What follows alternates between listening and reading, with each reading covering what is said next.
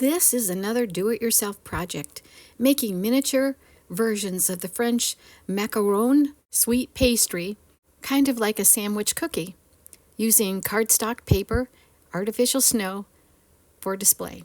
Materials and suggested items for the project are shown and listed below. Another way to make the mini cookies is using the polymer clay. For this project, I am using cardstock. It's a little bit heavier than copy or print paper in a variety of colors. I use acrylic paints to color the artificial snow for the inside filling. To make the cookie outside, I use paper punches in circle shapes.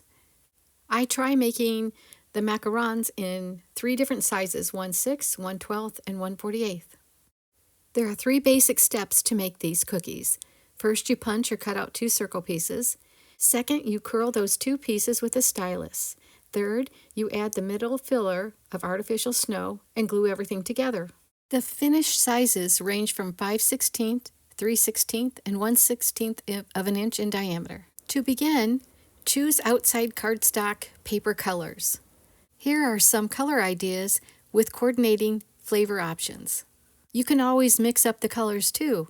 I tried a strawberry pink, chocolate brown, with white vanilla tucked in the inside for kind of a Neapolitan look.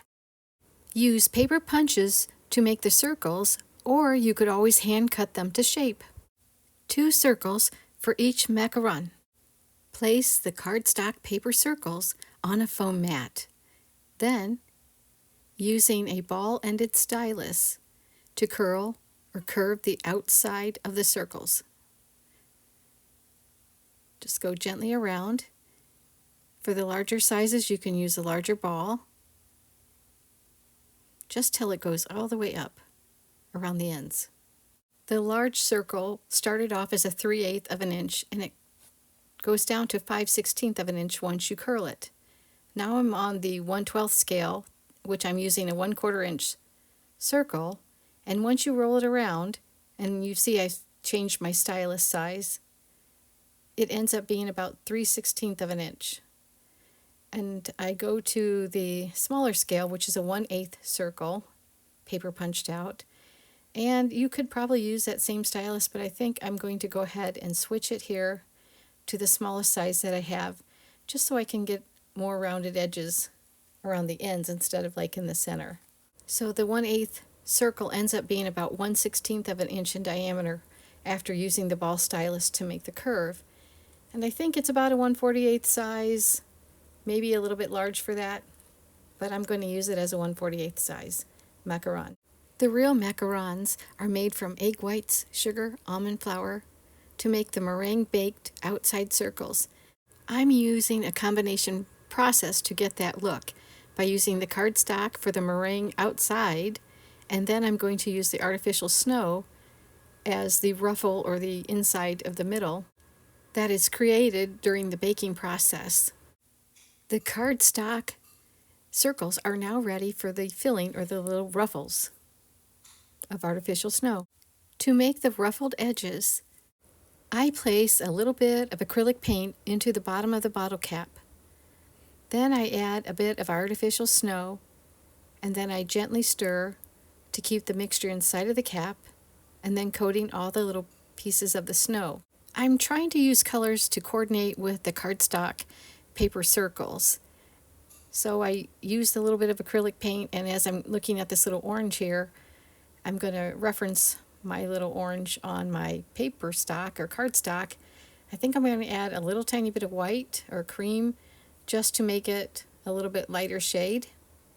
And I think I accidentally put in too much cream, so now I need to add a little bit more orange to it. I should have put it on a cap and then gently put a few drops in at a time. But that's okay, I'll have a little extra and I'll just save it after it dries into little baggies and use it for another project. Making this filler with the artificial snow and then coloring it was the most time consuming, in that it took a long time to dry. I let it dry for 12 hours. To add the artificial snow to the circle centers, I first cut the painted pieces into smaller bits with a craft knife on a cutting pad.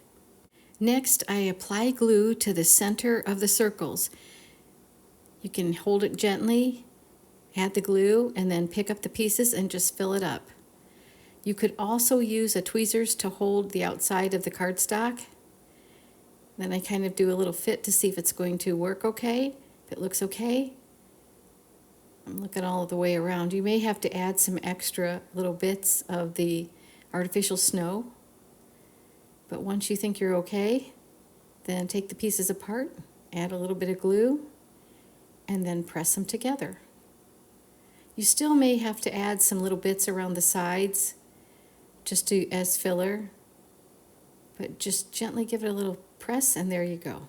Now before you put the two pieces together, you could also add like a little piece of paper, a circle punch, and put it in between the two sandwich type sides. That would represent maybe the buttercream or the jam or jelly or chocolate ganache type filling.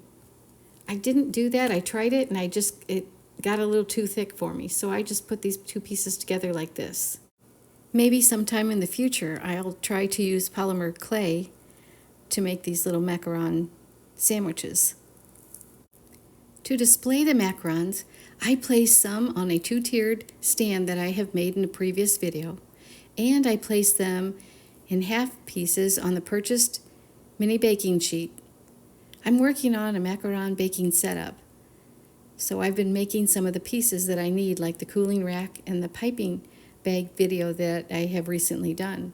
I made a baking mat template printed on copy paper using Futura font size 18 point with the capital letter O and a 3x4 pattern. My baking mat cookie template needs to fit inside the purchased baking sheet. That'll be about 7/8 by 1 1/4 inches. Next, I place a piece of tulle or netting underneath the template circles and lightly use a tan or harvest gold pencil to give the paper or the template a diamond design. I just kind of rub over it, going back and forth. I go horizontally and vertically and kind of all the way on the outside past the measurement of the baking tin. And once I think I've got it covered pretty good, I go ahead and cut it out. You could go ahead and round the corners if you wanted to, or clip the corners. I didn't do that on this, but once I get it cut out, then I check to see that it fits into the baking sheet. And once I see that it fits into the baking sheet, I'm ready to add the little artificial snow. By gluing inside the circles on top of the template, and then I place and sprinkle on little bits of the artificial snow, press it down just a tiny bit, and then I'll put a drop of glue on the top of that and add the cardstock on top. Just like in real baking, the template really helped me stay in my rows and lines and in circles. I hope you enjoyed this video making mini macaron sweet pastry sandwich cookies. Thank you so much for watching.